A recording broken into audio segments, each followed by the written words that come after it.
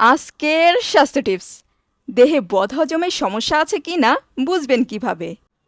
Number ১, বদহজমের সমস্যা থাকলে সারাক্ষণই পেটে চিনচিনে ব্যথা কিংবা অস্বস্তি হতে পারে। হালকা কিছু খেলেই মনে হবে যেন পেটে ব্যথা হচ্ছে। পেটে ব্যথা হওয়ার পাশাপাশি বাথরুমে যাওয়ার প্রবণতাও বৃদ্ধি পাবে। নাম্বার ২, যারা অনেক দিন যাবৎ বদহজমের সমস্যায় ভুগছেন তাদের ক্ষেত্রে হালকা পানি খেলেও মনে হবে অ্যাসিডিটি হয়ে যাচ্ছে। নাম্বার ৩, বদহজমের সমস্যা দেখা দিলে খাবার সঠিকভাবে হজম হয় না, তখন গলা দিয়ে টক ঢেকুর উঠতে পারে। আবার অনেকের ক্ষেত্রে দেখা যায় সামান্য কিছু খেলেও টক ঢেকুর ওঠে। এর অন্যতম কারণ হচ্ছে বদহজমের সমস্যা। নাম্বার ৪, খাবার দেখলেই অনীহা চলে আসতে পারে। খাওয়ার ইচ্ছা কিংবা খিদে লাগার পরিমাণ কমে যেতে পারে, গা গুলিয়ে আসতে পারে, সেই সাথে বমি ভাব কিংবা বমিও হতে পারে।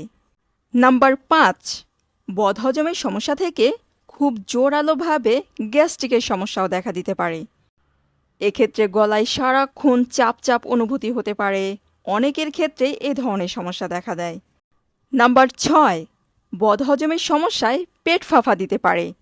মনে হবে যেন পেট ফুলে আছে। এছাড়া বুকে জ্বালাপোড়া কিংবা অ্যাসিড রিফ্লাক্স হতে পারে। দেহে বদহজমের সমস্যার বেশ কিছু কারণ রয়েছে, যেমন অতিরিক্ত তেল, মশলাযুক্ত কিংবা প্রক্রিয়াজাত খাবার খাওয়া, খাবারে ফাইবারের অভাব থাকা, অতিরিক্ত পরিমাণে ক্যাফেইন কিংবা অ্যালকোহল সেবন করা, অতিরিক্ত মানসিক চাপে থাকা। চলুন এবার জেনে নেই বদহজমের সমস্যা নিয়ন্ত্রণে কি কি করতে হবে। এক্ষেত্রে প্রথমেই খাদ্যাভ্যাসে পরিবর্তন আনতে হবে, যেমন অতিরিক্ত চর্বিযুক্ত, মশলাযুক্ত খাবার এড়িয়ে চলতে হবে। এর পাশাপাশি ফাইবার কিংবা আঁশ জাতীয় খাবার বেশি পরিমাণে খেতে হবে। ক্যাফেইন কিংবা অ্যালকোহল সেবন করা থেকে বিরত থাকতে হবে। মানসিক চাপ কমাতে যোগব্যায়াম কিংবা ধ্যান করতে পারেন। এর পাশাপাশি দিনের কিছুটা সময় হাঁটাহাঁটি করার অভ্যাস করুন। নিয়মিত পর্যাপ্ত পরিমাণে পানি পান করুন। এক্ষেত্রে দৈনিক ২ থেকে ২.৫ লিটার পানি পান করতে পারেন।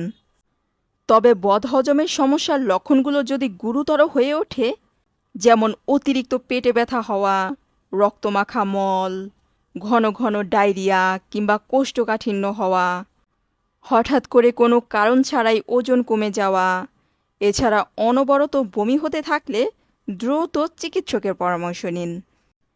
আমার আজকের ভিডিও